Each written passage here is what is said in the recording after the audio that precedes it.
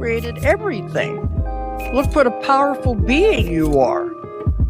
You did these things, but now you're in a human body, you forget the power you have. What you do is what the whole universe is doing at the place you call here and now. You are something the whole universe is doing in the same way that a wave is something that the whole ocean is doing. You're doing it. Doing what? Using your imagination. Welcome to Meta Mystics, where you don't know what you don't know. My name's Jonathan. I'm Sean. And today we are in line for a fun show. Now, we have talked in the past about pantheism, right? I believe we did a whole episode on it. We've mentioned it a lot in passing, and we really kind of vibed with the whole idea that everything is one, everything is divine, everything is God. There is no separation, right?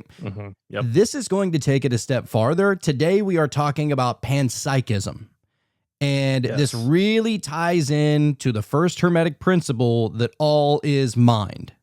That's right. Mind over matter, you know? Because if I don't mind, then you don't matter. Yes. Right? Yes. And so, people for the longest time have said that, because there was physicality, that physical life eventually evolved to have a spirit, a soul, a consciousness, a subconscious, that essentially that the subconscious and the conscious mind came after humanity and everything else evolved.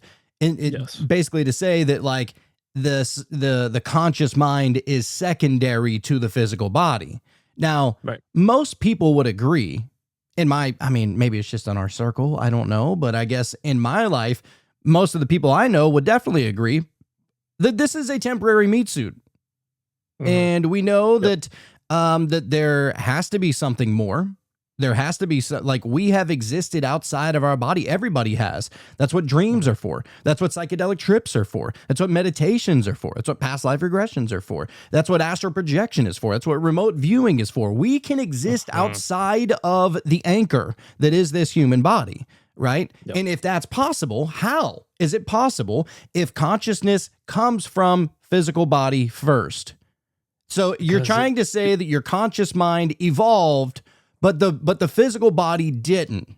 That doesn't make any sense if we're talking about evolution throughout the annals of history. Usually, if the body would come first, I should be able to fly. If I can astral project, if my mind is more feeble than my physical body, then I should be able to spread my wings and fly, and I would have evolved like that. But no, happened the other way. The mind evolved farther than not even just the mind, just the consciousness in general evolved more than the physical body ever did.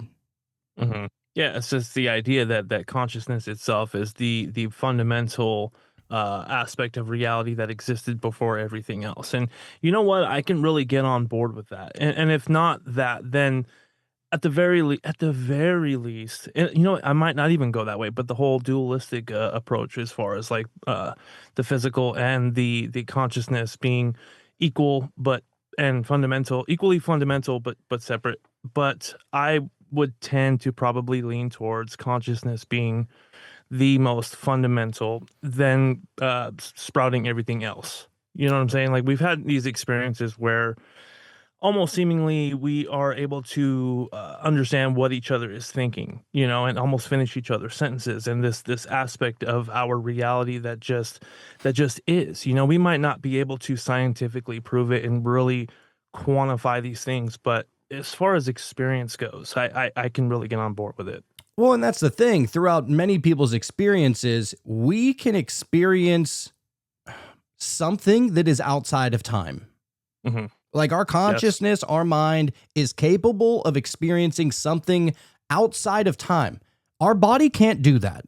No. We don't get to take our body in our dreams. We don't get to take our body in our meditations. That's left behind. That's dead weight. Yep. Right? So I mean, you could say that the body is the farthest thing from the emanation. You know what I mean? And so then in that regard, it would come after consciousness itself. Yes, because the one essentially, let's just call it consciousness, from this state of from this point of view, the one would be consciousness further emanating to the physical reality, aka the physical body. Absolutely. Your car, your bed, whatever. Those are I get what you're saying. That's perfect, actually. Yeah. All right. So tonight we're exploring one of the deepest mysteries of all. What is consciousness and where does it come from? Is it just a byproduct of brain chemistry, or is it the fundamental stuff of reality itself? The dominant worldview in our modern age tells us that consciousness is nothing more than neurons firing, a byproduct of evolution, an accident of matter bumping into itself. But panpsychism flips that script entirely. It suggests that consciousness is not the end result of physical processes, but the ground floor of existence, the very essence that underlies everything. If that's true, then you and I are not fragile bodies that happen to be conscious. We are consciousness itself, wearing the mask of a body for a time. And here's where it gets wild. If consciousness is fundamental, then death is not the end. It's only a shift, a dissolving of the mask, a return to the whole. So tonight we're journeying through the philosophy, science, and spirituality of panpsychism, and we'll explore what it really means for life, for death, and for the dream of being human. Dude, that's great. I love it, man. Death being like almost an intermission of infinite intermissions, It's the Maya. Just a little break in between the illusion, Yeah, we're tripping. And that's the thing, is that we did the whole DMTX thing. Uh-huh. That has to prove it. Mm-hmm. The fact that our neurochemistry shows that we are in a much more aware state of mind under the influence of DMT. Mm-hmm. And that whenever we don't have that going on, that awareness goes all the way down to roughly 10%. Yep. I mean, what are we talking about? It's like the body itself is its own governor of the fullest potential of consciousness. Like consciousness is potential for so much more, but our body has to almost just narrow it down enough in order for us to fully understand what we're looking at just through our five senses. It's the life force. Mm-hmm. So what is panpsychism? At its core, panpsychism is the belief that consciousness is a basic, irreducible feature of the universe, just like mass or charge. This means that awareness doesn't suddenly appear when brains get complicated enough. Instead, it's been here all along, woven into the fabric of reality. Every atom, every quark, every star, and every living creature participates in consciousness in some degree. Now, this doesn't mean that rocks are secretly thinking deep thoughts or that your coffee mug has a hidden inner life the way that you do. Instead, it means that there's a faint, glimmering spark of experience in everything. You can think of it like light. It can be bright and intense, as in possibly a human brain, or dim and barely noticeable, as in the smallest particle. But it's still light. In the same way, consciousness runs on a spectrum. This is what this suggests. So, panpsychism doesn't shrink consciousness down to nothingness like materialism tries to do, nor does it inflate it into a mystical miracle that only humans possess. It places consciousness everywhere at every level and says, this is what reality has been about from the very beginning. This is just nature, man. Dude. Yeah, it's it's foundational. Yes. So the difference between panpsychism and pantheism, for those who may be wondering, I would say that they're kind of cousins, but there are distinctions. Okay? Yep. So before we dive in, it's important to clear up a common point of confusion. Panpsychism is not the same as pantheism, though they sometimes overlap. Pantheism is the belief that everything is God, that the universe itself, in all of its vastness and detail, is divine. It's a spiritual or theological statement about divinity in the cosmos. Panpsychism, on the other hand, is a theory of consciousness. It doesn't necessarily claim that everything is God, but rather that everything has some form of experience or awareness, no matter how faint. Where pantheism says the universe is divine, panpsychism says the universe is aware. One is a statement about holiness, the other is about mind. That said, these two often dance together. If the universe is suffused with awareness, it's not hard to see how traditions across time have equated that awareness with the divine. So in our previous episodes talking about pantheism, we explored the sacredness of all. Tonight, panpsychism lets us explore the experience of the all, not as a distant God, but as a consciousness itself flowing through every part of reality. I wonder if because they're so closely relatable, if that is another reason why perhaps that we tend to seek for some higher power or something larger than ourselves, something that was pre-existing. You know what I'm saying? If you're talking about the pantheism and you want to say that everything is God, let's just say there's that higher power, there's that spark that we have because of that. And if it's the panpsychism, then it's this larger thing such as consciousness itself that has existed before us, that is bigger and more vast and more infinite than we are. And so that gives us this sense of almost always sensing that presence of whatever that is, if you want to look at it spiritually or whatever. Like I feel like that explains some of that. Yeah, I would definitely say so. And if you think about it, so the like pantheism says that everything is God, everything is one, everything is God, everything is source, everything is universe, everything is one thing, right? And that's okay. I don't have any problem with that. But it's almost a divine paradox in that sense. Not that there's anything wrong with paradoxes. I think this whole reality is a fucking paradox, right? Absolutely. But it's like if everything is God, then the paradox would be that nothing exists outside of God. So to call yourself God, where's the separation at? Exactly. Yeah. Yeah. And I just wanted to mention, as far as the whole consciousness thing, there's a reason why we've had experiences, man. Like just the other night, I had this experience where, my eyes are shut, man, and I'm so relaxed. All of a sudden I see like eyeballs and things. And I'm not saying that that's what consciousness looks like, but that is what my brain determined that's what that was. Like The I was imagery almost of it. within that ether along with it, and I'm just observance. You know what I mean? I don't know. It's very strange. Oh yeah, you're the It dreamer. wasn't something I was thinking about, but the dreamer and the dream. yeah, dude, Yeah. such a trip. Yeah. So why materialism falls short. So if you're somebody that believes that materialism is first and then consciousness came after, this is where it may not be so. Materialism, the idea that matter is all that there is, has been the dominant worldview for centuries. It tells us that consciousness is an emergent property of matter, something that appears once neurons start firing in complex enough ways. But here's the problem. No one has ever explained how lifeless matter suddenly becomes aware. This is what philosopher David Chalmers famously called the hard problem of consciousness. Science can measure brain activity and tell you what happens when you feel fear, joy, or love, but it can't explain why those electrical patterns feel like anything at all from the inside. Why should matter, when organized a certain way, suddenly light up with the experience of red, or the taste of chocolate, or the ache of heartbreak? Materialism leaves us with a giant gap in the story. Panpsychism avoids this problem entirely by cutting out the quote-unquote magical leap. Instead of saying consciousness emerges from dead matter, it says matter was never dead to begin with. Consciousness was always there, just waiting to be organized into more and more complex forms. This doesn't just solve the hard problem, it turns it inside out. So That's pretty cool. cool. Yeah, dude. And I think that, to be honest, dude, I think that a materialist is, you would have to closely associate that with an atheist, right? Yeah. Oh, absolutely. And because some people will say, and I listen to a lot of atheists. I actually enjoy listening to atheists speak a lot of the time. Actually, the one that you pointed me in the direction of on TikTok or YouTube, whatever it was.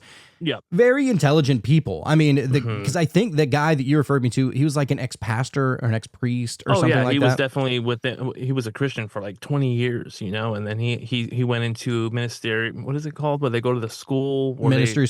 Ministry school and all this. And at that time he was already starting to like deconstruct, and like he really started to look at he learned Hebrew and all of everything he needed to know. And dude, by the time he got done with that, he was full on like atheist. He could just see it for what it was, and there's nothing wrong with being an atheist. It's basically just looking at the hard evidence, and if there's no evidence for something, then they are not inclined to believe in that, and that's totally fine. You know what I mean? I think we believe in things that we don't have hard evidence for, but that's a choice. You know what I mean? Sure. Like if you want to allow your mind to entertain certain things in order to amplify yourself in some sort of way, whether it be confidence or whatever. We go into all the different things, but it's all good. Yeah, it is. It is. There's nothing wrong with that. I mean, to be honest, I kind of feel bad for atheists, because now it's like there's nothing to live for. Although they'll disagree with that. I don't know. I'm not trying to sit here and say that we live to basically appease God so that hopefully he reserves a seat for us in heaven. I'm not saying that. What I'm saying is that if you think that once you die, the lights completely go out, then what's the point? I mean, I can understand, having that thought and thinking that there's nothing else after this. If nothing else, for me, how I would look at that if I was complete atheist is that I only got one shot. You know what I mean? So let's make the best of this go round, because I'm not coming back after this. There's nothing after this. So let's just make the best out of this. Right, but I wouldn't necessarily say that there's nothing to live for. But my point is that, like, why? For experience. I mean, you're going to want to experience the best thing possible, even though you're not looking at yourself as a divine being. You know what I'm saying? Like, you're still going to want to have the best experience, or what you determine as good as opposed to bad. Yeah, but you don't get to take that experience with you. If the lights are out and you cease to exist, what's the point of an experience? You have no choice. You're here. You know what I mean? It wasn't like you just, in that framework, you didn't decide to be here. And so you're here. These are the cards you're given. And so, I mean, that's kind of where I used to be, and just like this whole finite mentality. But I can understand, someone becoming a little more, what's nihilist? the word? Nihilist. Yeah, I can understand. And I think I did experience some of that, and then I started exploring other things or whatever. But some people are just totally comfortable with that. And I don't see it as something that, you don't have anything to live for, though. I never viewed it that way. I don't think, like, it's to the fullest. I almost feel like it's a form of trying to take control whenever, what we always kind of preach is let go and surrender, right? Mm-hmm. Because if you are 100% certain that there's nothing after this, now you have complete control over your life. Not to say that we don't have majority control over our lives. We definitely do. We absolutely do. But you don't need to, I don't know. I mean, you know what? Maybe we'll get an atheist on the show one day, and I want to hear them out. It's just another lens. You know what I'm saying? And so you're going to get a totally different experience from it, but you're not going to know too much different. I mean, that one guy came from Christianity. So, I mean, obviously he has definitely some contrast. So yeah, maybe we can get somebody like that has totally deconstructed and became atheist. That'd be interesting. And I will say, like, the majority of people that say that they're atheist, I think they're actually agnostic. Like, they're open. Yeah. They're open for there being something. It's just that they haven't found, something that they can agree upon as to what it actually is. I mean, we're on a search ourselves, trying to understand the most foundational understanding of existence and why we're here and all of that. And so it's just a big mystery, dude. And some people are okay with not knowing, and that's fine too. That's okay. So all right, let's continue on the route here. So, historical roots of panpsychism. Even though panpsychism feels radical today, it's actually one of the oldest ideas in human thought. Plato, for instance, shout out, spoke of a world soul, a living principle animating the cosmos itself. The Stoics believed in a divine fire or logos pervading everything. In India, the Vedantic traditions taught that Atman, which is the self, and Brahman, which is the universal consciousness, are one and the same. During the Enlightenment period, philosophers like Spinoza and Leibniz, I think is how you say it, argued for versions of panpsychism too. Spinoza saw the universe as one substance with both physical and mental aspects, meaning consciousness and matter are two sides of the same coin. Leibniz imagined reality made up of tiny units of awareness he called monads. Even William James, the father of American psychology, flirted with the idea that consciousness pervades all matter. Fast forward to today, and modern philosophers like Galen Strawson and Philip Goff are reviving panpsychism as a serious contender in the philosophy of mind. What was once dismissed as mystical is now being reconsidered as a real explanation for the hardest question science has ever faced. Let's go, baby. Yeah, man. I love it. I love when people are more open-minded about this kind of stuff, because it's one of those things. It's like, you know, they say you can't prove or disprove the Matrix or the simulation, right. You know? God, or same thing, right? Right. It's like, and then God eventually gets reduced to the God of the gaps, like everything that science can't prove. Well, there's God, right? Yeah. Which then just pushes the argument further, because then where did God come from? And like, well, he's just always been. But then again, the universe could have just always been. You know, same. Well, and this is one of the things that we've been trying to convey a little bit, is that whether we're looking into magic or witchcraft or druidism or, you know, pantheism, or name your thing, whatever we've covered, right? Me and you, I feel like we've always tried to find, all right, but what's really happening? You know what I mean? Like, you know, sage is cool, and writing on bay leaves, that's cool. And, you know, magical incantations and affirmations, and, you know, making a pentagram and the salt around your house. What's the real shit that's actually going on in reality? Because this is just animated versions of the thing, you know, expressing itself in this way. But what actually is it, right? And what we found is that at the very, very, very bare minimum, it's all just intention. Like, for the very most part, and intention is only powered up through awareness itself. And now you can't have awareness or intention without consciousness. Like, that math problem just doesn't work without it. Right. And I find it very, very interesting that we have learned so much about the human mind and its potential through looking at magic. You know what I mean? Like, you never would. I don't think I would have guessed that would have been a path to go to figure out how the mind works, and how your intention and energy and time can affect your reality so much, you know. But by looking at magic and looking at the tools that they use, and then applying that to what's happening with the mind when you're doing that, it's like, oh, and then everything just starts to make so much more sense, you know. And you can't do any of that without consciousness.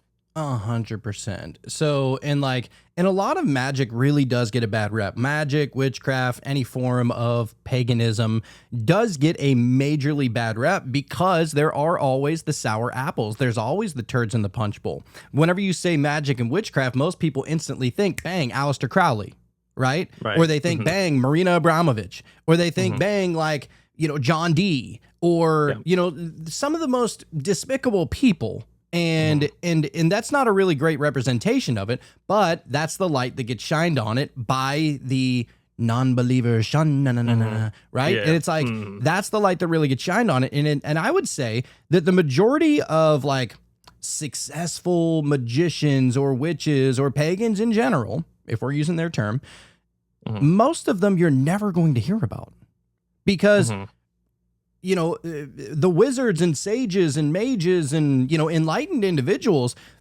they weren't going around and bragging about the magical things that they were able to accomplish, right? Because if it's all about the mind, and you're, you know, because bragging about something is kind of a lower form of consciousness, you would say. The purpose. Right. And that's the opposite. Like, you want to get out of that form of self, out of that form of ego. The ego needs, you know, pats on the back and told that you're doing a good job. The ego needs, like, you're doing right, now let me follow you. The soul doesn't need that. And most people who are accomplished in that era, I mean, I would suggest that, you know, you just don't fucking need, you know, recognition. Right. And I think that's what happens when you get to a certain area or a certain time within your journey. You start to understand things a little differently. And the last thing you want to do is to brag about what you're doing. You keep things to yourself when it's something for you, you know what I mean? Because it's not going to help if you're telling somebody else your plan, you know, like, or to have expensive possessions, or to, a lot of those things kind of get pushed aside because you understand that that's not important.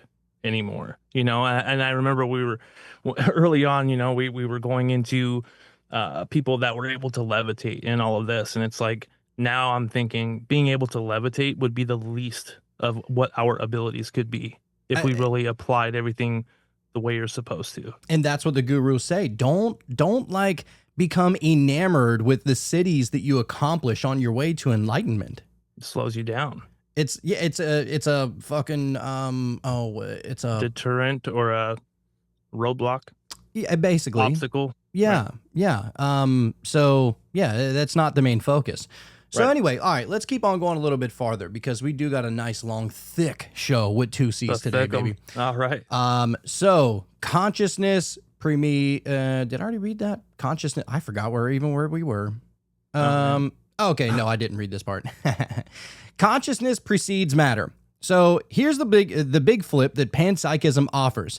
Instead of matter producing mind, it suggests mind produces matter. In other words, consciousness is not an afterthought of the physical universe. It is the foundation upon which the physical rests. The body and mind are like instruments, but consciousness is the musician. Without the musician, the instruments make no sound. This perspective actually lines up with some of the strangest findings in modern physics. In quantum mechanics, the role of the observer can't be ignored. Experiments like the double slit test show that the act of observation changes the outcome. It's a fact. It's almost as if the universe refuses to take shape until awareness engages with it. That makes much more sense if consciousness is primary, not secondary. So when you really sit with this, the entire materialist worldview begins to unravel. It's not that brain creates awareness, it's that awareness crystallizes into brains and bodies so that it can play in the physical world. Consciousness comes first, matter comes second. Love it. Love it. And it does make a lot of sense if you really think about it. Like, and I always like to, like, whenever I'm trying to figure out what reality is, I just kind of base it off of a lot of my own personal experiences, as most people probably do, right? Yep. And I know damn well that whenever I go into a dream, that is my mind doing what my mind is going to do. Every single character, every single tree, every single car, every single conversation, every single magical thing or nightmare or whatever happens, it is all written by the author of my mind, right? And I think that, you know, it's highly likely that it's no different from reality. Yeah, absolutely not. And this is the thing that we've been trying to say for a very long time. You know, your thoughts and the way that you look at reality literally shapes how you perceive it, you know? And how is it that you can go into a dream and take it on as complete reality? There's no resistance to this thing. Oh, it's just a dream while you're in it. While you're in it, this is reality, you know? And so when you wake up from that, and because an author, like you said, within your mind created that dream, you know, so why can't you do that when you're awake? You know what I'm saying? Like that makes total sense to me. Yeah. I just recently had a, I think it was about 2 weeks ago. I recently had a sleep paralysis type of thing happen. And it was very interesting because I felt like I was awake and I like rolled over to try to wake my wife up, and I like shimmied my way over there like enough to where like my head was like laying on her and I can feel the blanket, the specific blanket that she uses, you know, and I was like nudging her and I for sure thought that this was really happening. And I tried to wake her up and then she said, "Oh, someone's here." And all of a sudden it like knocked me out of that. And I got up out of bed and I went out my bedroom door and I looked down the hallway and then I asked her, I was like, "Who did you say was here?" And then I like, for some reason, instead of turning around and walking back into the room, I like walked backwards back into the room because maybe I was scared. I don't know what the situation was with that. And then all of a sudden, boom, I'm laying in the spot that I started in, facing away from her at that time. Like, but I can tell you that I for sure, like if you would have asked me in that dream, "Hey man, we're going to record tomorrow. Is this reality?" I'd have been like, "Yeah, for sure. What are you talking about? Why are you asking me that?" Like it felt so real. Yeah. That I've never had an experience like that before. And so what's going on there? You know what I mean? Like the author of my mind was just like, why is that? Why do we have these experiences if consciousness has no role in any of it? people just overlook the dream aspect of it. I mean, You know? and that's the thing is that, you know, we as humans, you know, for specifically talking about our meat suit, we have grown to not need certain organs anymore. We just don't use them. You know, the appendix, I believe, is something that they say that give it another couple hundred years, like we're not even going to be born with them anymore, right? Because there's just not really a whole need for them. And I'm sure that there's other things that I can't think of right now. But the point is that whenever there's not a need for something, you know, evolution or reality or the universe says, all right, well, I'm not going to keep on putting energy into something that you're not going to use. You know, that's kind of the whole argument behind like the gray aliens, right? Like the gray aliens became so technologically advanced that they didn't have a use for a mouth anymore. They didn't have a use for, you know, sexual organs or anything like that. I mean, their body became so slender and frill, and you know, it was just like a fucking Barbie doll. The way it was, like how slim it was. And they grew to not need it anymore. Now, it was definitely to their detriment. Otherwise, they wouldn't have tried to come back and, you know, if you believe that whole story. But the point is that, you know, if consciousness is merely secondary, and if we didn't need consciousness, or we didn't need awareness, and we were only put here just to experience reality, physical reality, and nothing else, you would have no need for internal conversation. You'd have no need for heightened or lowered awareness. You would have no need for dreams. You'd have no need for you know, things that you may experience on a psychedelic trip. Why would you need it? You don't need it anymore. Yeah. Why do we have certain receptors within our brain that speak to DMT and THC amongst other things? Why are those receptors like, how did we evolve to get there? You know what I'm saying? Right. And why does consciousness feel the need to persist when you're asleep? You know, does the brain really need some sort of entertainment or some type of stimulus to get through the night? You know what I mean? Like I don't see why that is. I mean, yeah, think about the activity in your car, for example. You know, whenever your car is turned on, you know, you hear the engine, you hear all the parts, they're going, and you know, the belts are spinning, and the smoke from the gasoline is being produced out of the exhaust and all these other things, right? Like it feels alive. It feels awesome. But you take that key out, it's like a light switch went off. There's nothing else going on inside of that car.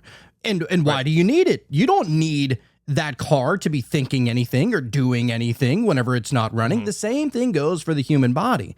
Why do we need to dream? Why does our mind keep on going whenever, you know, the conscious mind fades into the darkness? It's like there has to be something there. Yeah, and nobody's talking about dreaming evolving away at some point. You know what I mean? Like that seems to be a thing that will always be forever going forward. I agree. Yeah. So this is actually a really cool analogy we're going to talk about. It's called the whirlpool analogy. You ever heard of this before? No. So one of the clearest ways to picture this is with the image of a river. Imagine an infinite river of flowing water moving without beginning or end. That river is universal consciousness, boundless, eternal, and always in motion. Now, within that river, whirlpools appear. Each whirlpool is a local gathering of water into a recognizable shape. That whirlpool is you or me, a temporary individual, swirling with a sense of separateness. From the outside, it looks distinct, but it's never really cut off from the river. It's made of the same water, just spinning in its own form. And here's the key. When the whirlpool dissolves back into the river, nothing is lost. The water remains, flowing onward. That's what happens at death. The form fades, but the essence, the consciousness, was always the river to begin with. That's cool. Pretty I love sweet. that. It's like the That's wave, cool. you know, the wave, the whirlpool, same thing. It looks Yep. like it's separate from the whole, but eventually it dissolves back into the totality of all that is within that river, that ocean, or whatever it is, right? And it's not like whenever the wave goes down, that like there's now 5 gallons less of water. One less wave, right? Right. It's Just a temporary excitation of the whole. that is in fact identifiable as a wave crashing or what have you. Yes, yes. So now we're going to get into everyday evidence of consciousness primacy. Oh, let's go, right. baby. Skeptics may say, okay, nice metaphor, but where's the evidence? Well, let's look at some of the cracks in the materialist story. For instance, near-death experiences. People who are clinically dead, no heartbeat, no measurable brain activity, still report vivid awareness. They describe floating above their bodies, seeing doctors work on them, even recalling details that can later be verified. If the brain creates consciousness, how is that possible? Then there are dreams. Every night when you slip into a world created entirely by your mind, with sights and sounds and emotions and even other characters who seem real in the moment, you wake up and it vanishes, but the experience was undeniable. Mystical visions and psychedelic journeys add another layer, often pulling back the curtain and revealing realities that feel more real than waking life, as many people have said. Panpsychism gives these phenomena a place in the framework. Instead of being written off as hallucinations or malfunctions, they can be seen as moments where consciousness shows its independence from the body. They are little reminders that awareness doesn't rely on neurons alone, that the mind is more than the machine. Mm-hmm. And I know that some will argue as far as trying to argue against the near-death experiences, because they're like, oh well, we had this experiment where like 20 hospitals they took this experiment on, and they put like note cards and things up on top of and I've heard people say this, and it's trying to just like, well, see, look, this isn't something that people are actually experiencing, because nobody has ever had the experience and come back and said, oh yeah, there is in fact a note card and it says this or what have you. But I think the only thing I can say to that Takes a lot of forethought. So first, like, you're not telling the people that, okay, if let us know what's up there, we put something up there, but just let us know what you see. But I feel like it's more like, if there was something up there, they're also seeing so much of other stuff, because now their limitation, which would be the body, is not holding them down anymore. And so I feel like if you're up there, David Ditchfield saw a waterfall of stars and everything else. And so who's to say that along with seeing their body below, they're not seeing so many other things? And a note card on a shelf is not something you would be trying to observe at that point. No, you know what I mean? not It's at all. just silly to me. Not at all. And I feel like it just takes so much forethought. First of all, you have to have the doctor say, well, there's a good chance that this motherfucker's going to die. So let me put a note card and let's see if he'll be able to jump out of his body and read this message. The thing is that's kind of bad form. You know what I mean? Like, that's done Right. in bad flavor.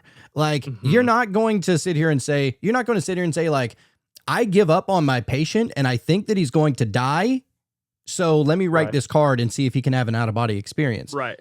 Well, I mean, to be fair, I don't think that that's how they were doing it, but yeah, in that, saying it that way, I guess the card and everything it's just always there. So just in case they do lose somebody, when they come back, they can ask them some questions, and depending on how they fare, can determine whether or not they actually went out of body. And most of the time, they can't tell anybody the experience that they saw something up there, even if they said, I definitely went out of body. They can't tell anybody what's on that card. But like I said, I feel like that's the last thing you're going to be trying to look at. But you know what? Like, you don't even need to have that, because there are numerous examples of people saying, like, they're unconscious. They're either dead or they're on their way out, and there is no brain activity going on. Maybe they're having some crazy surgery going on to where the anesthesia is weighing in deep or something like that. And they shouldn't have any form of consciousness whatsoever. And I just got done, it was a couple of days ago, I was listening to this person, and they were saying that they got shot in the fucking head with a gun, right? Okay. And the bullet, like, it was nearly fatal, and I guess it was fatal for a couple minutes until she was able to come back, right? Right. So she eventually comes back, but she goes, I saw something in there that the doctors believe I shouldn't have seen. So there was a doctor, maybe two doctors, and a couple of nurses. And she goes, I specifically remember the doctor yelling at the nurse because she fucked up somehow, one way or another, right? And she goes, you know, she relayed that back to the doctor, I guess, and the doctor was like, yeah, I can't talk about that, because she went back like a couple of weeks later when she was all healed up and released from the hospital and everything. Yeah. She went back a little while later to go check and see, like, am I just tripping right now, or did I see that? You know, like, did I see that nurse mess up? And so she goes back and she goes, yeah, I remember there was this one nurse, I didn't get her name, but, you know, she describes her really well, and to where you know who she's talking about, right? And the person that's working at the hospital goes, yeah, that person doesn't work here anymore. As a matter of fact, they got fired that night. Right. And so the woman's like, oh, so that's why my brain's a little off, you know, just making a fun joke out of it. Like, this girl messed up. She got fired. I mean, she messed up so bad that she ended up getting fired. And here I am just walking the streets.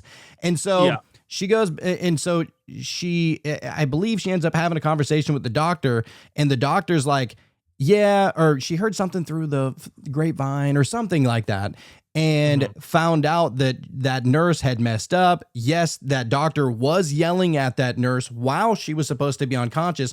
More of the story is that she was able to see something. She was able to witness something. She was there for something that she shouldn't have been there for. Right. Yeah, right. And the reason for that not being good evidence of the out-of-body experience being real is because that would have exposed the hospital itself. Of course, they're going to protect, you know, if they did something like in a malpractice type of situation, they're not going to be like, oh yeah, we messed up, because for all they know, this person that did see them out of body is trying to build a case for some sort of malpractice suit. And you know what I'm saying? But in the case of the experimental ones where they're actually trying to gather that proof, like it just falls apart, because like I said, you're not going to be looking for that type of thing, you know. And that can't be explained away, but it happens like a lot more than people are comfortable to admit. Yeah, people going out of body and going to a separate floor where their family members are having a conversation and listening to the conversation, and then after the fact telling them, yeah, I was there. I heard you guys talking about this and that, and they're just like blown away. But like that's not going to count as evidence, because it wasn't set up and it wasn't scientifically, you know, ran through in that way. It's just an experience thing that'll just be an experience. And that's it. Yeah. And the thing is that, you know, there's actually, and I believe we mentioned this before, but there are venerated saints, like through the Catholic Church or wherever, they become venerated because of their great works whenever they were alive. And so they become saintized, or whatever the term is, right? Just venerated saints. And there are venerated saints who, like, there is documentation of some of these motherfuckers going out of body and meeting other people in places that, like, they didn't bring their body with. Like, talking about like these, I can't remember the name of them, but there's this one saint that had this, like this crazy out of body experience. And it's known that this saint never left like his bedroom or something. Like, he always stayed in one room. I don't know if he was paralyzed or what, but like for some reason always stayed in one room. Right. Yet there was a pilot that said that saint came and visited him, you know, as he was flying a jet. There was another person that came and said, yeah, that person actually came and visited me last night too. It was really strange. Like, I thought that they never come out of their cave or whatever it is. Right. And so the point is that it's usually whenever people admit that it's a real thing that's going on, well, that's just divine. That's God. And I'm not even here to disagree with that. I mean, if we are all God, or we are all one thing, or we are all one consciousness, then yes, you're right. You know, but it's not limited to veneration. Right. Exactly. So, all right, now we're going to get to the next part, which is the integrated information. Science itself is beginning to brush against panpsychism, even if it doesn't call it that. One of the leading theories of consciousness in neuroscience today is called integrated information theory, or IIT. It suggests that consciousness arises wherever information is both highly differentiated and highly unified. In other words, a system that integrates lots of information into one whole, like the human brain, produces a rich, conscious experience. But here's where it gets interesting. Integrated information theory doesn't say that this integration only happens in humans. Even a simple circuit, if it has the right structure, could carry a tiny spark of awareness. The more integrated the system, the brighter the spark. The idea dovetails perfectly with panpsychism because it implies that consciousness is not an on or off switch, but a spectrum present throughout nature. What this means is that the line between alive and not alive becomes blurry. Consciousness may be as fundamental as gravity or magnetism, present everywhere, showing up in stronger or weaker forms depending on the system. It suggests that we live in a universe that is not dead and mechanical, but alive and aware at every level. Fuck yeah, dude. It has to be true. Yeah, dude. Yeah. Like, I mean, it would be preferable, man, if we do go on somewhere after this, you know? yeah, 100%. Yeah. I mean, I want to keep going. Right. I'm enjoying this life. Exactly. It's just to what form would you take? You know, like who knows, but I mean, you can end up being a tree or, and at that point, your ability to experience consciousness would just be like at a slower rate or something like that, for all we know. And the point is like, like there has to be, like, if you think about it. So I know some people, Jacob specifically, likes to say that whenever the Big Bang happened, that can be compared to, was that possibly whenever God spoke life into existence? Let there be light kind of situation. Was that when that very moment happened? That there's just a scientific way of proving what spiritually happened, right? Right. And that's an argument. And I mean, how do I know? I mean, this shit happened a long ass time ago. I wasn't there, Right. But if we are to just look at it for what it is, if God spoke something into existence, are we now saying that God only speaks material reality? Or wouldn't it make more sense that if God spoke something and, like made something out of just his voice, that there would be essentially like maybe his consciousness that was the electricity that created everything and crystallized it and made it look like it was physical, but it would have to stem from something conscious, is my point, that consciousness has to precede material reality if life was spoken into existence. Right. I don't know. Yeah. I mean, that's the way my mind works with it anyway. Yeah. Mm-hmm. So why you experience you and not me? Okay. All right. Let's go. This is one of the deepest puzzles. If consciousness is truly everywhere, why do you only experience yourself and not everyone else? Why do I feel like me, trapped behind my eyes, instead of also feeling like you, or the tree outside, or the stars in the sky? Panpsychism offers a fascinating way to look at this. The answer lies in patterns of integration. Your brain integrates information into one unified stream. That integrated stream is your perspective. My brain does the same for me. The river of consciousness is universal, but each whirlpool, each integrated system becomes its own window of experience. From inside the whirlpool, you only see from your angle, not from all at once. Some mystical traditions even go further whenever they say that this boundary is real, but also temporary. The sense of I is a necessary mask so that the one can play as the many. Death or certain altered states may dissolve that boundary, showing that you and I were always one, just refracted into separate windows for a time. And think about this, dude. When people do have that near-death experience and they said that they, for a brief moment, were on the other side of that veil, or they were reconnected with the source. It was almost like they had so much information just almost like downloaded into them. They knew everything. Then they come back and it's like impossible to even be able to explain that, but just that sensation of like, oh, I just knew so much. That is the idea of whatever it is that's you, the little bit of consciousness that's inside of you re-merging with the stream, if you will. You know what I'm saying? The infinite stream, and going, oh, that's what it all is. And this is just a character that I'm embodying briefly. I mean, yeah, just as you were a different character in your dream. Right. Yeah. Like, Mhm.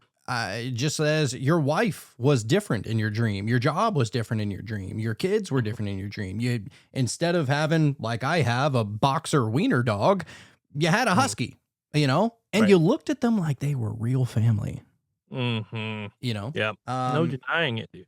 No denying it. I really like that explanation too, as far as like, it's almost like consciousness is like this foundational thing, you know, but your mind and the experiences you've had and that buildup of the ego that you have and the shadow and everything else is the thing that makes you feel like you. But when you go into a meditation, I would bet you and I both feel pretty much the same when we're experiencing only consciousness. Stillness. You know what I mean? Yeah. Yeah. Yeah, dude. Yeah. Yeah. I mean, the feeling, the euphoricism, if that's a word. Yeah, that thing that is underlying, that's damn near silent but not totally silent. It's the most peaceful feeling in the world.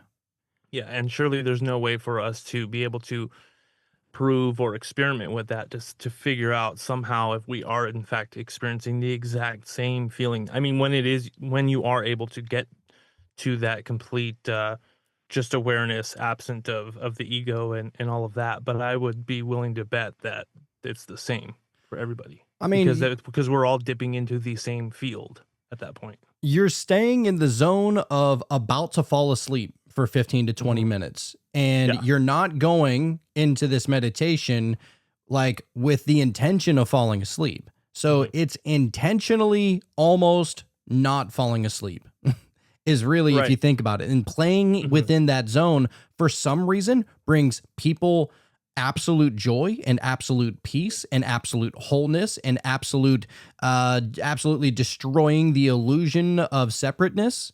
Like, why is that a thing? Right. Well, because consciousness itself would be like the most neutral thing. You know, the only thing that gives us that subjectivity of it is like I said, the experiences we've had before with certain things. And so when you get into a meditation and you are observing that meditation through the most neutral thing foundationally that we have in existence, you are just that. And there is no prejudice or need for the vape or you know, addiction or anything like that. You're just that. You're you know what I mean? Like, am that I am. Yeah, dude, no shit. Yeah, dude. And it's interesting because, you know, I've read a lot of the Bible and various other religious texts and everything. And, you know, you see like these very silly statements where, and then God said this. I'm like, I don't think that's how that works, because you know what I mean? Because operating within time, you mean? Or like, as if and this is just from my own perspective, I don't know if you agree with this, but like, if we were to be able to mesh with God or mesh with the all or mesh with the universe, the most readily available place to do that is within meditation, right? Yep. It's like that one comedian that said, you know, I've been to church 1,000 times. I've done mushrooms maybe 30. Which place do you think I talk to God the most? You know, it's like there's something about that stillness that is comforting. It is, you know, you've been there before. It's where you've probably been the majority of your existence, and it's familiar, you know? And so that place, it is comforting in silence. Now you can go there and I suppose you can ask, you know, some questions and get some verified answers or whatever. But I don't know if I've ever gone there and had God tell me that I should start sacrificing shit.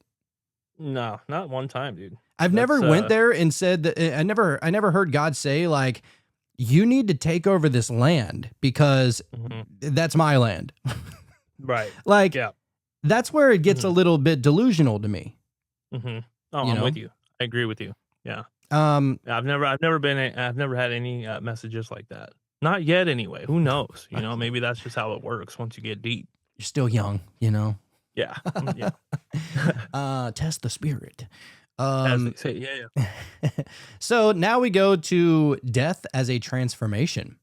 So what happens when the whirlpool dissolves? In panpsychism, death is not the annihilation of consciousness. Instead, it's a transformation, a return to the wider field of awareness. The body may shut down, the personality may fade, but the essence, the conscious spark, was never produced by the body to begin with.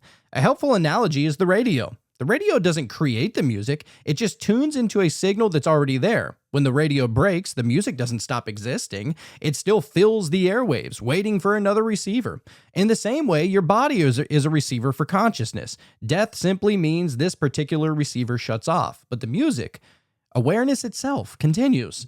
This way of seeing death is not only less frightening, but deeply empowering. It reframes mortality not as a tragic ending, but as a homecoming. Life becomes a chapter in an endless story, a dream with a greater dream, and death is simply waking up. That's cool, man. Okay. That's cool. Energy can't be created nor destroyed, man. You know what I mean? And I believe the consciousness, the I am, the thing that is you is some sort of energy, which I guess would be consciousness, and you just remerge with that. Well, and if you want to look at it like this, like if you want to talk about evolution or, how did consciousness evolve, if it ever needed to evolve, right? Like, Yep. and the human body will do everything. Like the human body was always in defense mode. Like it still is for a lot of people, right? And that's why most people are motivated off of fear or lack or Anxiety. unknowing. And it's like fear, anxiety and depression are stemmed from those things. It's always a lack. It's a fear. It's the unknown. I mean, they're variables, right? And that's mainly like a body thing. Like if you think about it, the body was made to be defensive in a sense. Yep. Like, we evolved to run, or we evolved to eat whatever the fuck, or you know what I mean? Like the body has tried to survive throughout the annals of history. And that's why like we just want to fuck all the time. You know what I'm saying? It's like I need to keep on reproducing because humanity is the most important thing to my human body and my human mind. Right. You could say that consciousness wants to survive as well, and that its divine mission and that its divine purpose is to always survive. And if that's the case, then surely it found a way to do so. Right. Oh, that's interesting. I wonder. I feel like it wouldn't even need to have that instinct. If it is this foundational thing, I just feel like it doesn't have that notion, that drive at all. You know what I mean? It just is.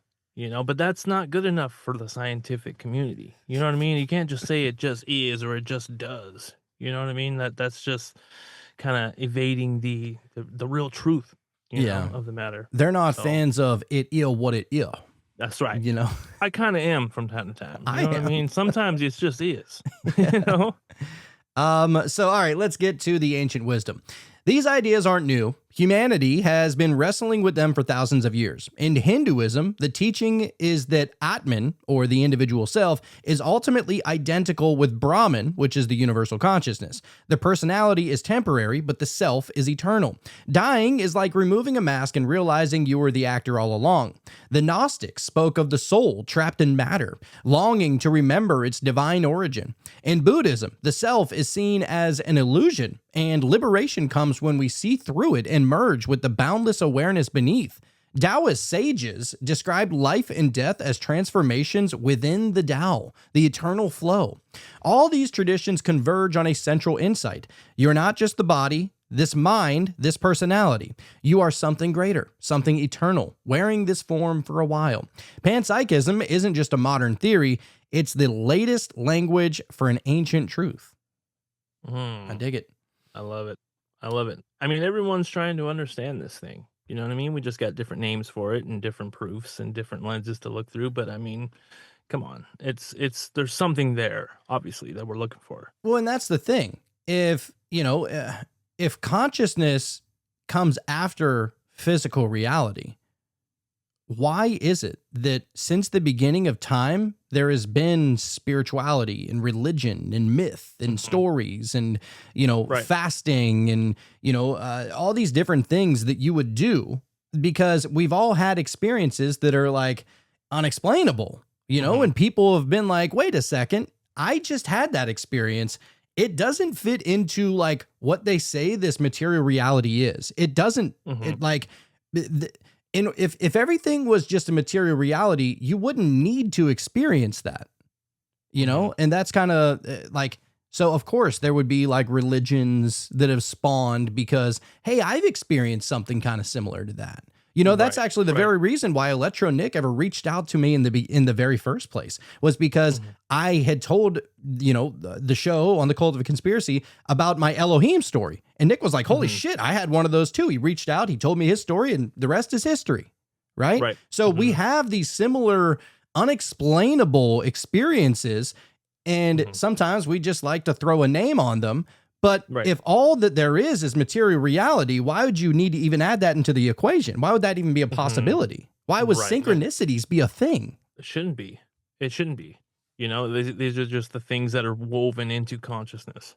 And it's just there. And not only just are they a thing, why are we aware that they're a thing? You know what I'm saying? Idea, dude. It's a deep question. Yeah, like, why would we be so aware of synchronicities? Why, why is it that some people are like, yo, I see 444 every fucking day. I see it on a license plate. I see it on a billboard. I see it on the clock. I see it on a page number that I'm reading. It is just constantly slapping me in the face. Now, some people would say, well, your mind is attuned and it's looking for it. I don't buy that. I really don't.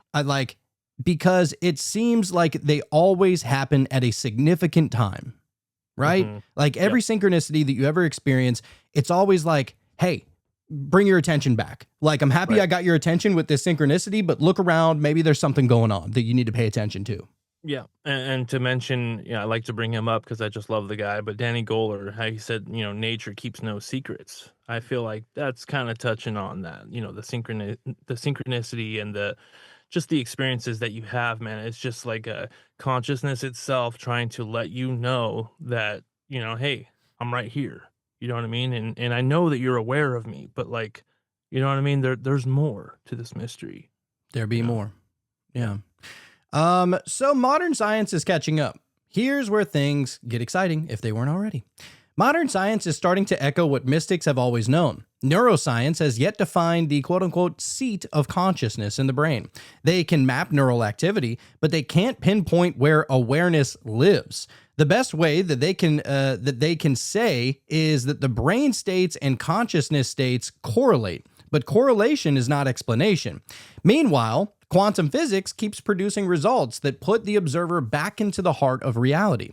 The famous double slit experiment that we mentioned earlier shows that particles behave differently depending on whether they're observed. Entanglement shows instantaneous connections across vast differences, as if the universe knows itself in a way beyond space and time.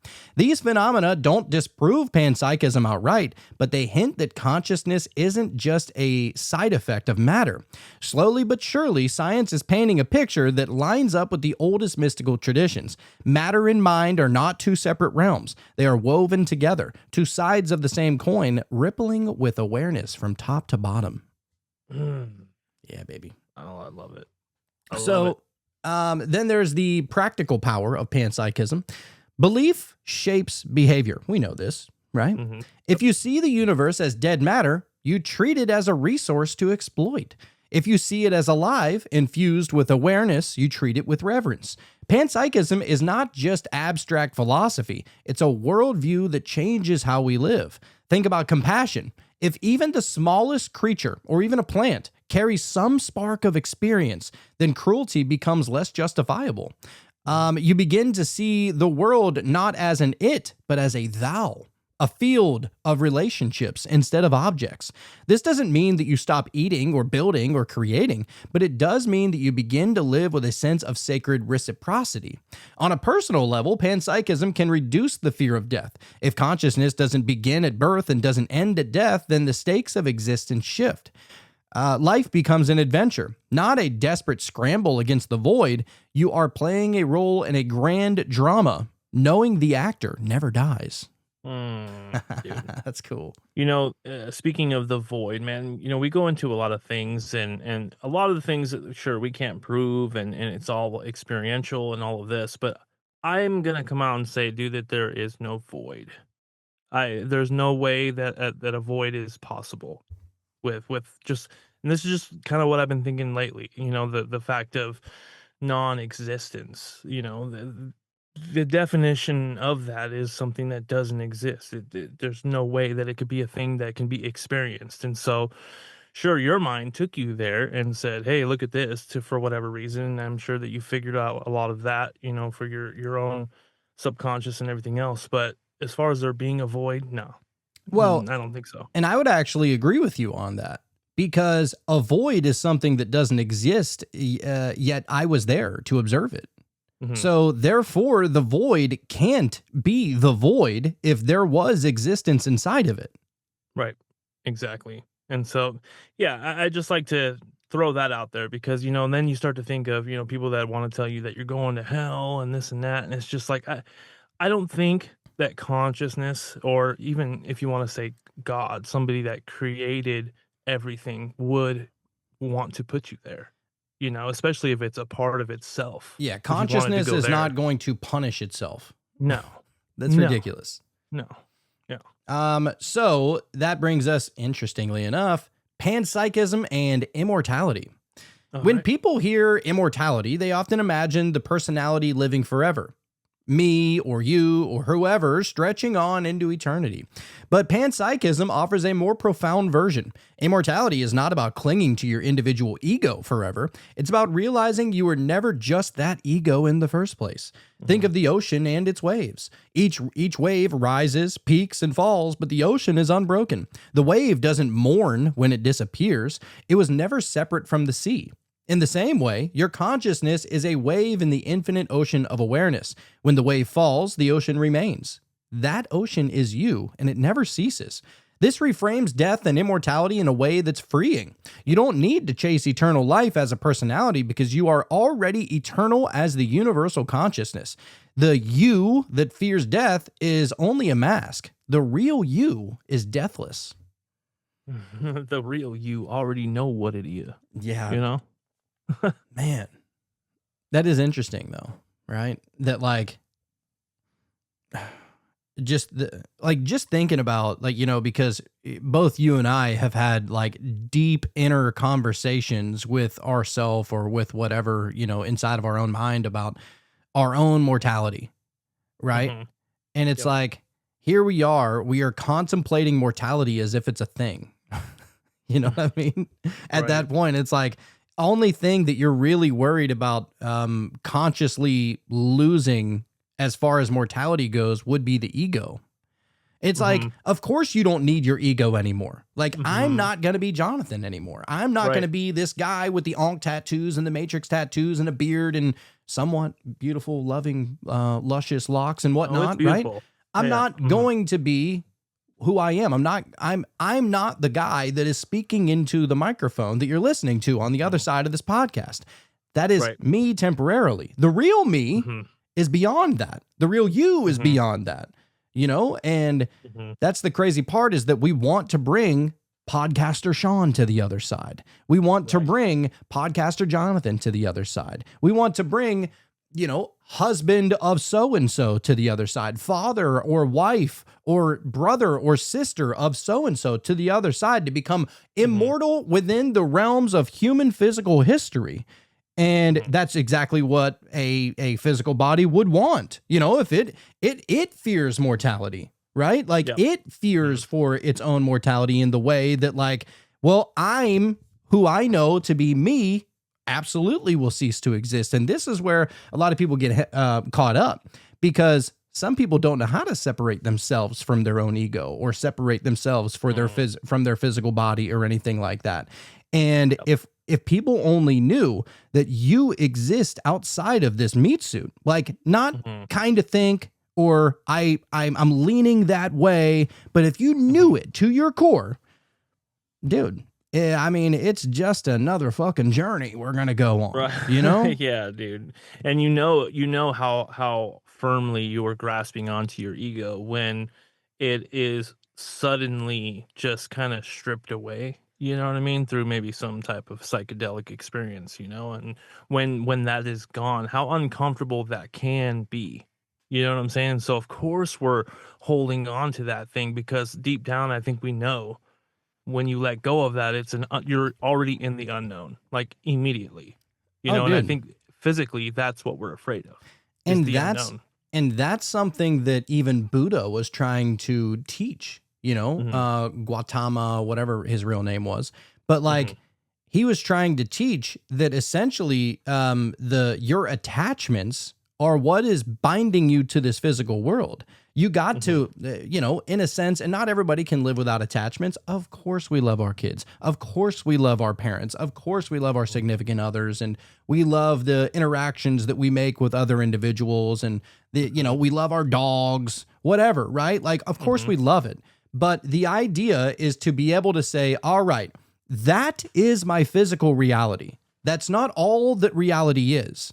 And so if you're to say, if I'm trying to live without attachments in a way, it would be to say that like we're living two different lives. And one is temporary. And yes, I'm going to miss everybody, but the actual reality of our personal, actual reality itself is beyond those things. That it is Mhm. beautiful because it is temporary Right. Yeah, in because that in way. reality we are just infinite, and we go on forever, Yeah. you know. Yeah. It's fucking awesome. Um, so, all right. The mystery of division. Is it real or illusion? Here's the haunting question. If consciousness is universal, why do I feel like only me and not like everything? Why am I a window and not the whole? Is this division real or is it an illusion? Panpsychism answers by pointing to integration. Consciousness organizes itself into patterns, and each pattern becomes its own window. And so we were kind of touching on this a little bit earlier. It's going to go a little bit deeper Mhm. now. Your Right. brain integrates experiences into one stream, and that stream is what it feels like to be you. In this sense, separation is real enough for experience, but not ultimate. It's functional, but not absolute.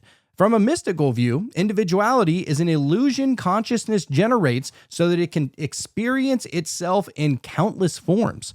One light through many prisms, one mirror shattered into infinite shards. From the scientific view, your awareness is bounded by the information that your body processes.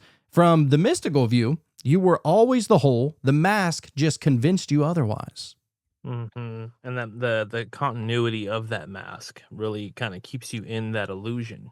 I mean, if there was you watch a movie and after about 10 minutes because you're in that state of mind where you're just entranced with the movie, you almost forget that you're watching a movie. It's almost like you're just so involved that you know what I mean.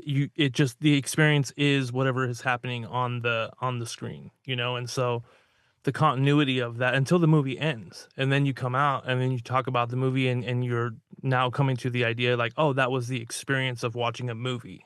You know what I'm saying? Yeah. And so I feel like that's what this is. Yeah, The that continuity of our life. Every morning you wake up, you're still Jonathan, you're still Jonathan, and you kind of hold that mask up of who you think you are, and then when it ends, you go, "Oh, well that was interesting." yeah. You know? Man, I thought that Yeah. was real. Yeah. It felt real, dude. Dude, it You felt tell realer everybody, than like, real. I forgot parts, but, like, there was this podcasting thing. I don't know, it was like you talk to people and, I don't know, you come up with what to say, like, on the spot. It was wild, you Yeah, know? yeah, yeah. And like we spoke with our mouth. How Yeah. primitive.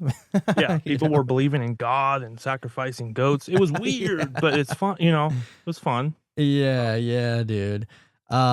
Man, what a euphoric moment that's going to be whenever we Yeah. finally get there. Yeah, exactly. And you go, "I knew it." Yeah, yeah, yeah, yeah. Right? Like, fuck. How else could I have framed it to help people understand? You know? It's impossible. They'll never get it, you Yeah, know? yeah. I mean, the Tao that can be explained is not the real Right. Tao anyway. You They're all know? trying. They're all trying.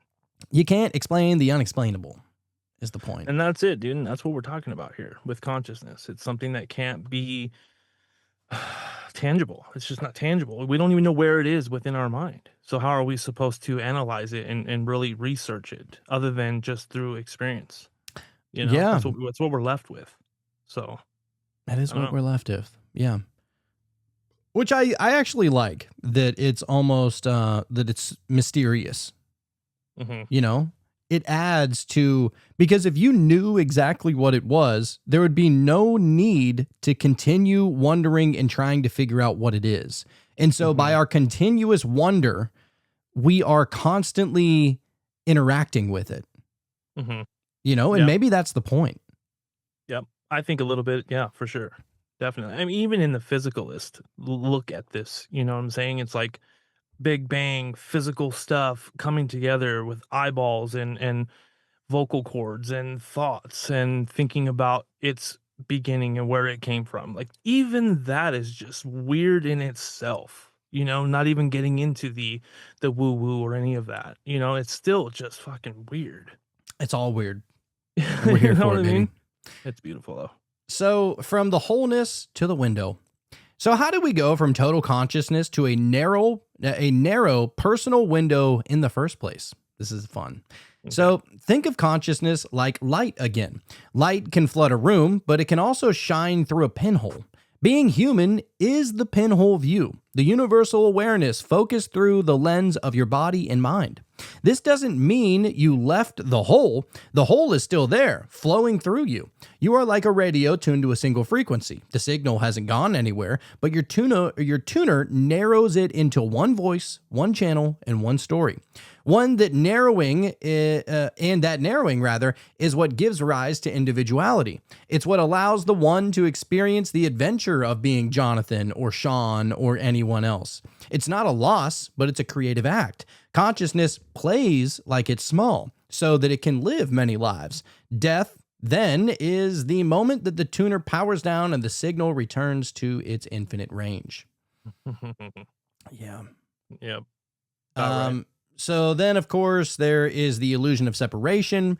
From the mystical point of view, the sense of being only you is not the ultimate truth, but an illusion. What Buddhists call the Maya.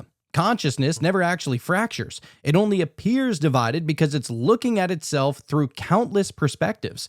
Just as a mirror can shatter into many shards, yet still reflect the same sky. Awareness refracts into billions of individual lives without ever ceasing to be whole.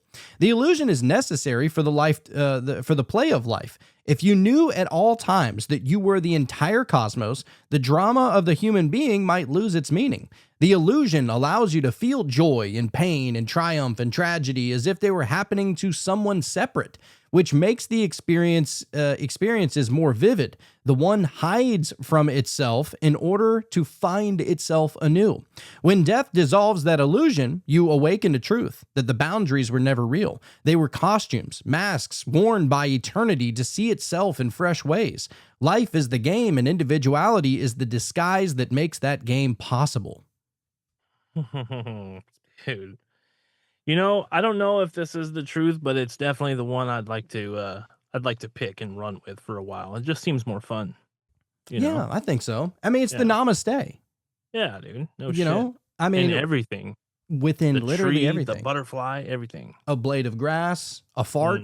You know what I mean? Yeah. Like, all of it's the same. And that's the beauty of it, is that, as we said, on DMTX or, you know, on mushrooms, any psychedelic, whatever you're doing, why is it that everything becomes so much more beautiful? Everything becomes so much more vibrant, almost as if we're seeing it in its natural form.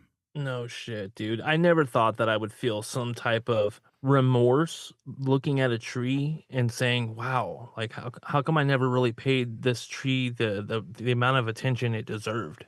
You know what I mean? As the entity that it is. Like, and that sounds kind of weird. You know what I mean? I never thought I would feel that way, but for some reason there's definitely that happening, whatever that is, you know. Like, you see that thing and you're like, oh, it just looks like its own, and even the individual leaves look like its own entity of sorts. Like, and almost, if you think about it this way, the tree itself is such a good symbol for exactly what we were talking about.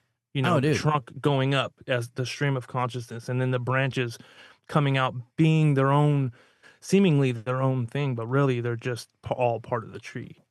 You know? Yeah, it looks majestic. And you almost feel like you owe it a respect, you know? Yeah. Like, not necessarily worship by any means, but definitely alluding to its own consciousness. Like, just saying, like, oh, there's something extra than just wood going on here, Yeah. you know? Worthy of your observance, at the very least. Like, oh, look at Yes. that, Yeah, dude. And so anyhow, so now we get to the evolutionary role. Panpsychism also dovetails beautifully with evolution. If you're somebody that believes in evolution, to be honest, this is something that I've been playing with. I think I've been playing with it a little bit. I've been playing with it.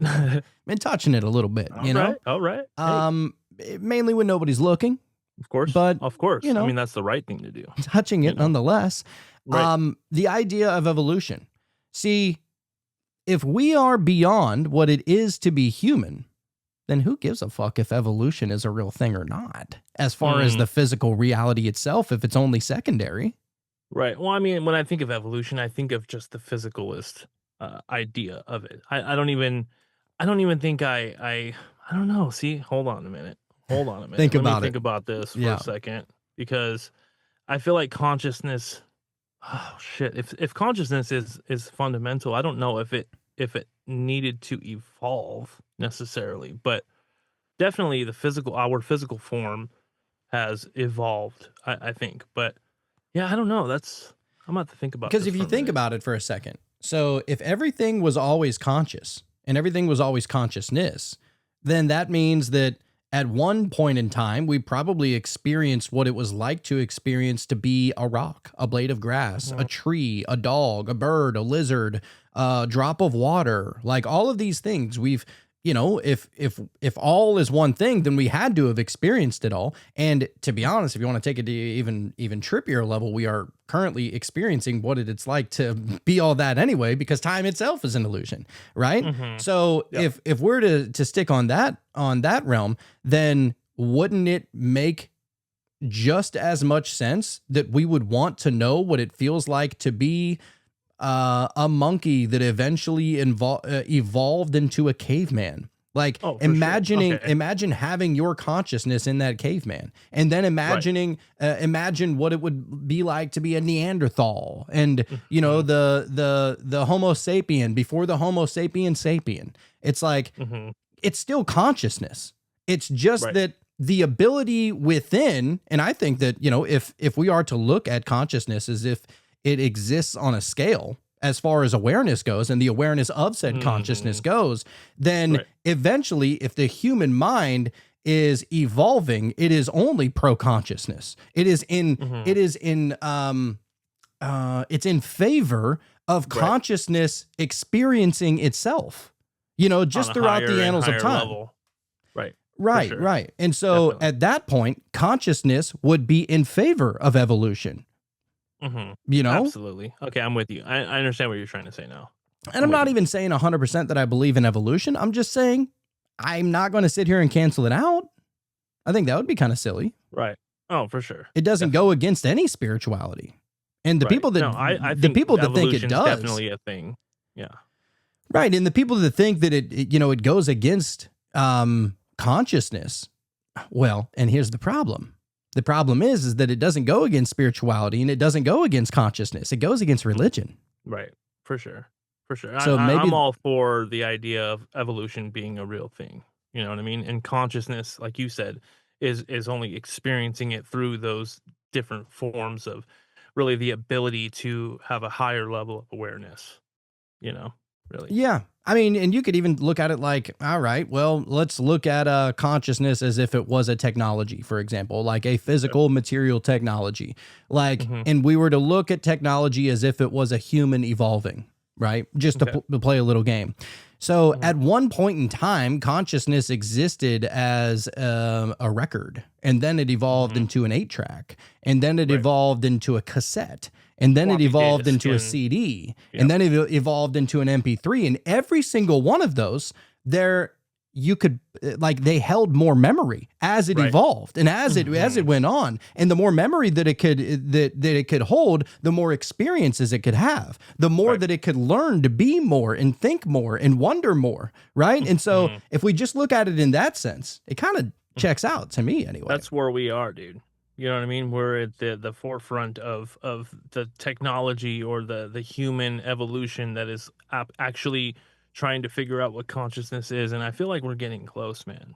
You know what I mean? I feel like there's going to be something to be said for people that are just able to read each other's thoughts and shit. I feel like that's something that's possible. I'm gonna be honest. Yeah. I mean, and also, I mean, if consciousness is the all, meaning all knowing, omnipotent, omni-aware, omni-everything, if we're just going to, you know, kind of compare it to God in a sense, which it would have to be if it never ceases to exist. That means, and if it's all one thing and it never ceases to exist, then that means that it has experienced everything that there has ever been to ever experience. Yep. It had no choice. It has no choice. It was just pure observation. Right, right. God, we're getting philosophical up in this bitch. I love it. My favorite thing, dude. Yes, yes. So imagine consciousness not as something that suddenly appears at the top of the evolutionary ladder, excuse me, but as something that grows in complexity along with life itself. The bacteria may have the faintest pinprick of awareness, an animal a wider scope, and a human a vast self-reflective window. From this perspective, evolution isn't about creating consciousness, but about building more elaborate receivers. Yes. Yep. And so consciousness, you could call it God, you can call it angels, you can call it Elohim, you can call it Pleiadians, maybe all of it, right? But it is always in favor of that receiver being broadened. And so, and that just makes me think back to that, dude, you got to watch that movie. I think I told you about it before, but and maybe you watched it, but it's called The Eternals. It's a superhero movie. It's like a Marvel movie. Yeah, no, I saw that.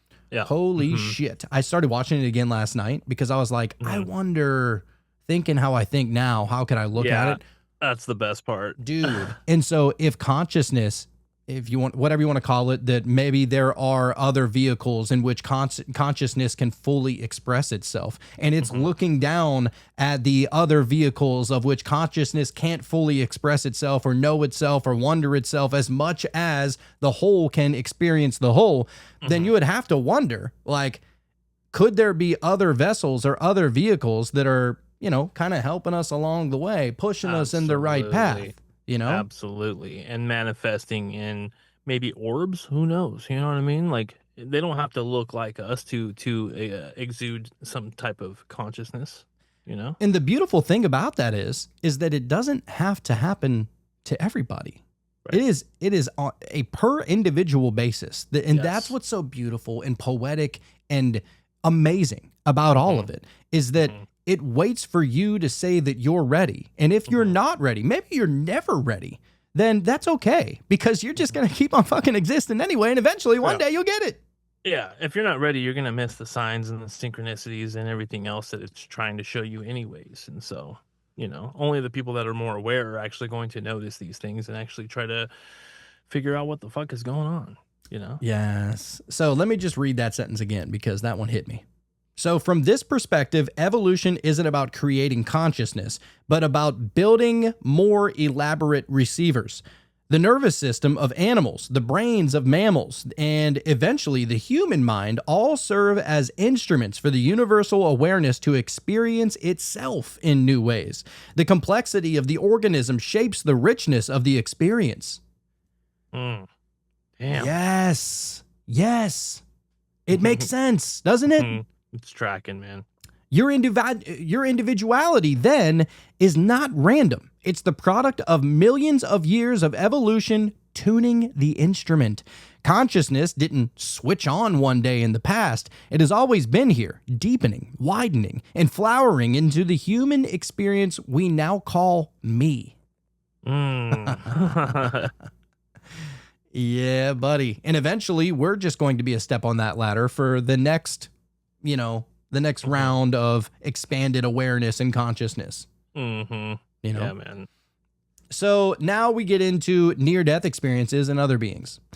But if death is a return to the whole, how do we explain near-death experiences where people report meeting other... Did I already read this? Oh, no, I didn't read this. I'm tripping. So. Where people report meeting other beings or deceased loved ones. Shouldn't it all just dissolve into pure oneness? Oh, yeah. Panpsychism provides a way to understand this mystery. When the body begins to shut down, the quote unquote window of consciousness doesn't vanish all at once. And oh, dude, this is goosebump material right here. Okay. All right, I'm ready. And so it doesn't just vanish whenever the body begins to shut down. The window of consciousness doesn't vanish all at once, right? So instead, awareness loosens from the body, but still carries the familiar patterns of personality, memory, and relationship. In this liminal state, almost like an in-between, consciousness often generates experiences that reflect those patterns: tunnels of light, comforting figures, encounters with guides. They're not hallucinations, but bridges between individuality and unity. And remember, even if you are merging into the whole, the other windows of consciousness still exist. Other beings, other souls, other fragments of the one are still shining their perspectives. In the near-death experience, you may glimpse or interact with them before the final dissolving. It is the moment of standing between two realities, the dream of individuality and the awakening into the eternal. Wow. That's cool.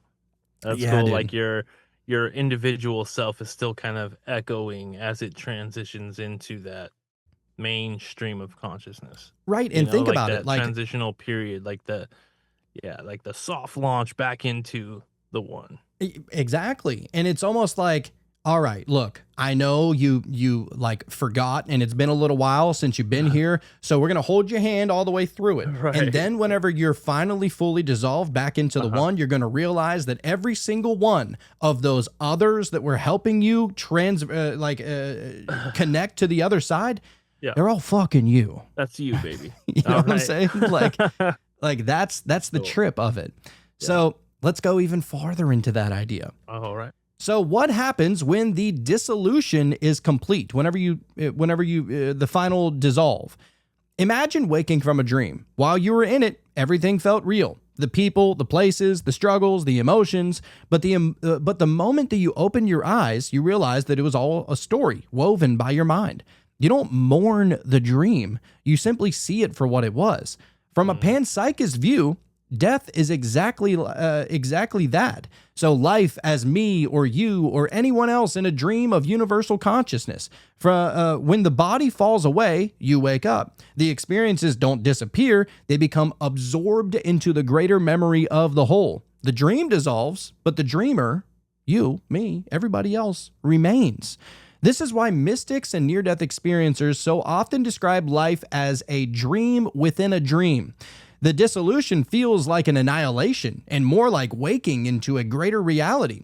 You realize you were never just the character in the dream, you were the dreamer the entire time. Dude, you've been saying that almost since we first started this podcast, dude. That like when we go, it's gonna be like waking up from a dream. That's way before we did most of this research. Way before we did most of the near-death experience episodes. Like you've always kind of had that idea. Yeah. Where did that come from? Well, You know what I mean? to be honest, I think it probably all started with, dude, whenever I first met Jacob, I remember one of the very first things he ever told me, right? I would go up to him and be like, hey, bro, how you doing? You know, how's life? You know, I'm just getting to know him and everything, right? And he's like, I'd ask him, what's up and how's it been going or whatever. And he would go, oh, man, just living life one nightmare at a time. And I used to think about that like, man, what if it all is a dream? And then you have these mystical experiences with psychedelics and everything else. And you're like, all right, it feels pretty fucking fluid, like a dream would, Yeah, exactly. What kind of Inception type shit is this? You know what I mean? Dude. You go to bed at night and have a dream within a dream? Come on, man. Dude, I mean, honestly, yeah, that's, and I don't like whenever people like liken it to we're trapped. No. Because you're only trapped if you believe you're in a cage in the first place. And like, it's entirely dependent upon your perspective of your reality. Because, and you can't say that it is a trap. Like, it can't entirely be a trap. Because there are people living this life as if it's not. There are people that are loving this life. There are people, crushing it. Crypto bros that bought islands and they made their own laws and they can do whatever the fuck they want. So that doesn't seem like prison to me. That doesn't seem like any kind of cage or any kind of trap. The trap the only trap that is out there is the one that you create for your mind. It's the mindset. That's it. Yeah. That's it, man. Because, Damn. I mean, feeling of lack, that kind of is just its own vibration. You know what I'm saying? Like it's its own thing, and you've created that. And that's a hard pill for a lot of people to swallow, because it's easier to say that I'm trapped than admit that I'm the one that has the key to get out of this cage anyway. Yep. And you're refusing to utilize that. Yeah. I mean, everybody has a reason to feel bad for themselves. Everybody does. Because the thing is that yes, in the modern day and age, you know, we have AC. The kings of old, who were living like literal kings, having, you know, peasants feed them grapes and having midwives and, you know what I mean? Not just midwives, but you know what I'm trying to say? Like you had helpers. I mean, living to the highest extent of the 1500s would be a fucking poor person nowadays. Okay? So if you really think about it, the worst thing that's ever happened to you is just the worst thing that's ever happened to you. There's nothing else to compare it to. Yep. You know, but we don't look at life that way. We look at like, you know, the kings of old as if they had it made. And in comparison to today, it's like, man, I mean, they're no better off than the meth heads at the bus stops. You know, Right. It's like, that's the same shit. You're basically living the same life, except for at least the meth heads got an iPhone. Right. It's like Kings didn't even have that. No, dude, no, for sure. That's fucking funny. So anyhow, okay. So now one of the final parts we're going to get into is samsara and nirvana. All right. Take us there. Buddhism gives us a language that resonates powerfully within panpsychism. In Buddhist teachings, samsara is the endless cycle of birth, death, and rebirth. Beings take on forms, suffer through illusions, and continue to spin in the wheel lifetime after lifetime. If life is a dream of consciousness, samsara is the act of repeatedly falling asleep into new dreams, forgetting the truth of who you are. Every death in this view is like waking up for a moment, dissolving into the whole, remembering the truth. But then, unless you've attained full realization, you fall back into another dream, another body, another story. The illusion begins again. Consciousness hides itself once more to play the game. This is the great cycle. The ocean forgetting that it is the ocean and imagining itself as countless waves. Nirvana, therefore, is the liberation from this cycle. It is breaking the cycle of samsara. It is the moment of remembering so completely that you no longer need to fall asleep in the dream of individuality again. It's the realization that you are not the wave, not even the dreamer of a single dream, but the eternal awareness in which all dreams arise and dissolve. In panpsychist terms, it is dissolving fully into the universal field, never again to be fractured into separate windows. Different words, same insight. The wave realizes that it was always the sea. So if you feel like you're trapped, then you should probably meditate. Start Break that meditating. cycle. Get your mind right. You know, that's the only hell that exists, is the confines of your mind that won't allow you to expand and think a little differently, you know what I mean? And use your power and ability to, you know, rise above and just look at things a little bit differently, you know, and change your reality. That's it. Yeah, I mean, I can't imagine that a chipmunk wonders if it's doing life the right way or not. No. It No, just dude. do. It just do. Yeah. So we arrive at the great mystery. If panpsychism is true, then you are not a fragile body clinging to a flicker of life. You are life itself, consciousness without beginning or end. The story of, quote unquote, you, your joys, your struggles, your fears, and loves is not erased at death, but recognized for what it always was. A dream, a performance, a mask worn by eternity. Death, then, is not that's a tough word, not an annihilation, but a return. It is not a plunge into the void, but an awakening into wholeness. That's perfect for what you said earlier. Yeah. Samsara may draw you back into the play, or nirvana may allow you to rest in the eternal. But either way, you never cease to be. You are the river flowing, the ocean dreaming, the light shining through countless prisms. As you walk through your days, remember this. Every glance, every heartbeat, every star overhead, and stone underfoot is alive with awareness. You're not separate from it. You are it. The one looking through the many, the dreamer and the dream. And when the mask finally falls, you will remember you always have been and always will be the whole. And when that time comes, man, and the mask is able to come off, you could be like Truman and taking that bow. You know what I mean? Like this play is over, but a new one will begin. Yeah. After the intermission, of course. Either a new one will begin or maybe it won't. It's up to you. Not for a minute. I think that it's entirely up to us to decide. You think so? It has to be. Mm. Because, I mean, I know that some people are like, man, there's no way I would have accepted this reality. But that's looking through a very narrow pinhole, as it kind of stated earlier. You're not seeing the whole door. You're looking through a tiny little pinhole. You're like, you're staying up for Christmas as a little kid, and you're laying down in front of the door, looking underneath the cracks and trying to see if you can hear the jingle bells or the black boots or a ho ho ho or something like that. You don't see it. All you're going to see is the rubber from Santa's boot, you know? Right. And so in this sense, it's like, I mean, you don't necessarily, I don't know. It's like, maybe we just, through the lens of what it means to be human. And if you're only living as your human self, you're never going to see the whole for what it is. No. If all you think is that all we are is physical human beings, and that maybe kind of sort of consciousness might stem from that, then yes, you're limited. And you're going to wonder, why am I here? But if you can dissolve yourself into that deep sea of the wholeness of the one, dude, it's pretty easy to find out, I think, that like, yo, I'm actually here for a reason. And so I'm going to try and like live up to that. Yeah.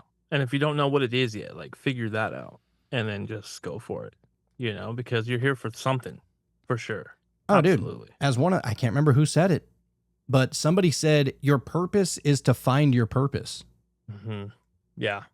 And that could be a hard thing. You know what I mean? Like if you're too busy on your phone looking at TikTok and doing this and being bogged down by anxiety and stress and worry, and most of those things that are causing you anxiety are the things that you have a choice to fix, but you're choosing not to. And so that's why you're stressed. It's like, get out of that, figure out what it is that you enjoy doing the most that can help people or whatever it is. And then just start putting time and energy into that and just go, Yeah, just go.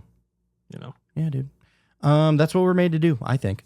But yeah, I love this idea of panpsychism. I mean, you vibing with it? I mean, what do you? It's fun. What are your thoughts? Like I said and, before, like, there's obviously no way, it's an unknowable thing. We'll never completely know, but I feel like if nothing else, I enjoy looking through this lens.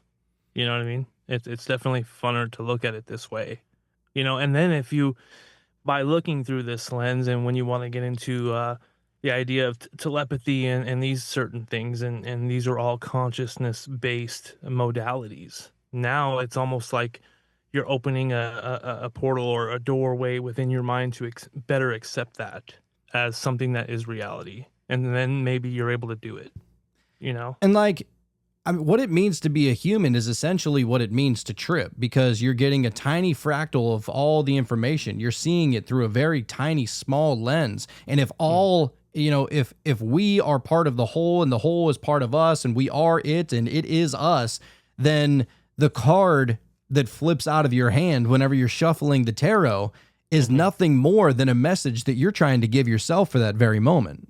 Exactly. Yep. And that's Just why it makes sense. always seems to resonate, right? You know? I do, yeah. Come on now. So what is that Speaking card, of sir? which, yeah, dude, we got the Page of Pentacles.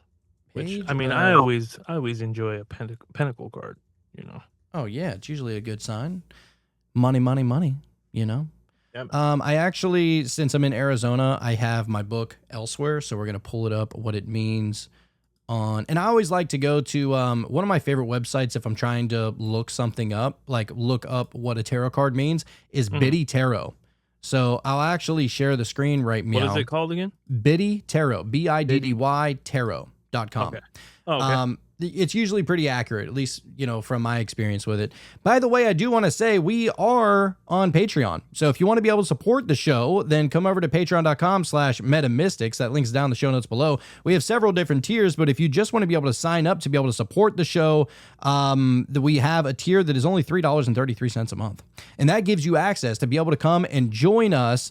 And you'll be able to see all of the video without commercials. You'll be able to slide into our DMs. You'll be able to comment under each individual episode and become part of the community, part of the one is what we like to say. But if you want to take that a step farther, then we have the Wonder Wiz Day tier. It's $8.88 per month.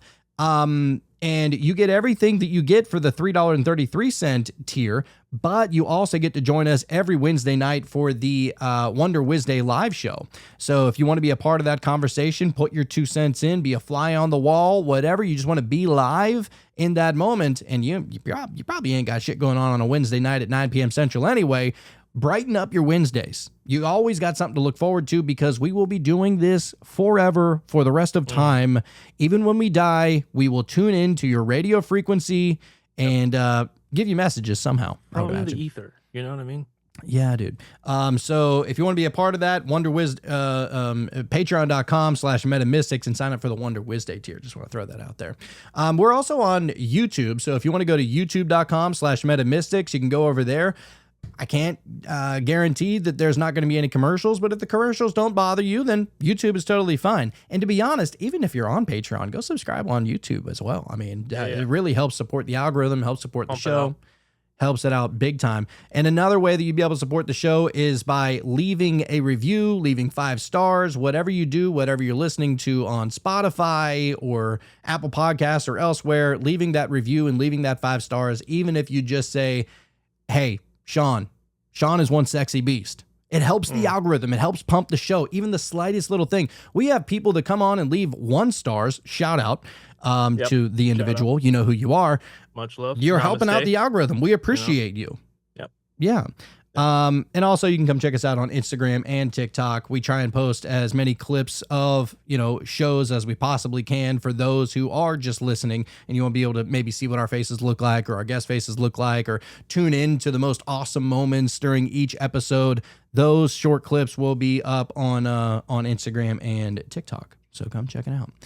That being said, the Page of Pentacles tarot card meaning. Yeah, dude. The Page of Pentacles depicts a young man standing in a grassy field of blooming flowers. In the distance behind him is a small patch of trees and a newly plowed field promising an abundant harvest. The mountain range in the horizon signifies the upcoming challenges and obstacles that the page must surmount along his journey. The page holds a gold coin in his hand and examines it carefully, as if to discover how to manifest even more gold and abundance. Beautiful. So the upright meaning to it is manifestation, financial opportunity, and skill development. Oh, good things. All right. I dig it. So do we want to dig in a little bit deeper? I think we should. I think so. The Page of Pentacles, like the page of all 4 tarot suits, brings a welcome message of new beginnings, inspiration, and initial stages of a creative project or venture. Which is funny because this is my first episode with Metamystics in Arizona. Yeah, dude. Welcome. Just on a personal level. Welcome. Since pentacles rule the material realm and correspond to the element of earth, this page symbolizes a burgeoning awareness of the value of money, wealth, possessions, career, and physical health, and how to manifest more of these material blessings.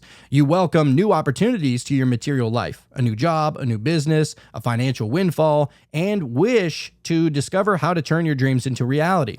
When the Page of Pentacles appears in the tarot, you are tapping into your ability to manifest a personal goal or dream and may be in the midst of a new project such as a hobby, a business venture, or the start of a new educational experience. You are excited about the possibilities and potential of what you put your mind to, knowing that you can create whatever you want with focused attention and action. That said, this page does not specify the fulfillment of dreams as much as the initial motivation and energy to begin the process of tuning those dreams into reality. You need to put in place clear plans for achieving your dreams and goals. Stay focused on the practical and tangible elements, keeping your feet planted on the ground and not getting carried away, always looking for the next realistic and achievable step forward. Your common sense and a pragmatic approach will lead you to a solution that works. In the quest to materialize his dreams, the Page of Pentacles is an avid student and seeks to learn the skills that will ensure his success in the long term.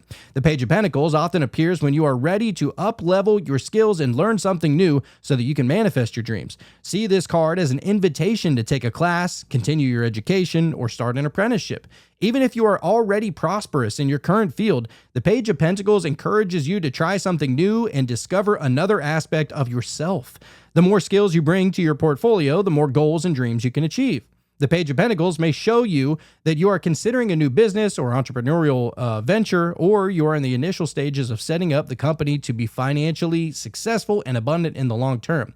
You might be new to this, but you have the enthusiasm, commitment, and devotedness to see this project through. Love it. Amen, brother. Love it. When it comes to the things that it takes, for someone to be successful, you look at all these people that are, they have these big businesses, or they're just successful and happy. The thing that they have is no different from what you have. The only thing that's different is the mindset and the willingness to spend that time and attention on a particular thing and then see it through. And when you come to a boundary, or you come to an obstacle, don't let that scare you away. That obstacle is only going to make you stronger. It's going to allow you to learn something new and just keep pushing forward.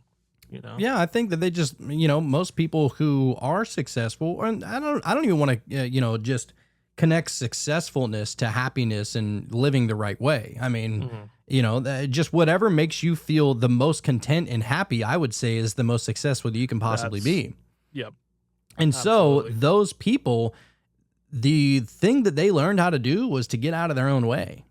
We are the biggest obstacles. We talk shit more on ourselves than anybody else. We are the ones that are pumping the disgusting food that is terrible for our body and for our brain. We're the ones that's not getting enough sleep whenever we know that we need this amount of sleep in order to, have a full motor and a full engine the next day, right? We're the ones that are to our own detriment if we don't know how to use this vehicle of the human. That's it. So, yeah, solid card, dude. Yeah, Damn, it was. that one hit home. Get out of your own way, man. Get out of that way, dude. Get out of it.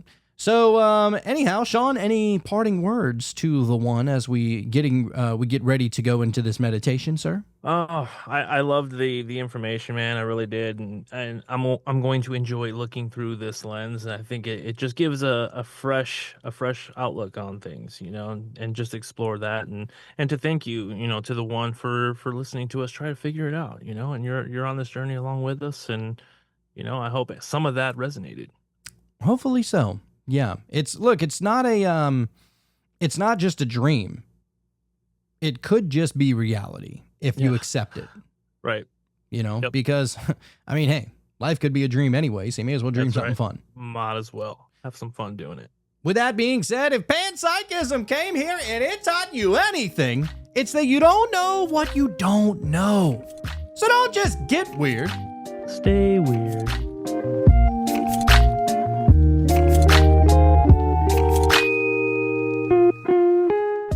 Sean, how was that, sir?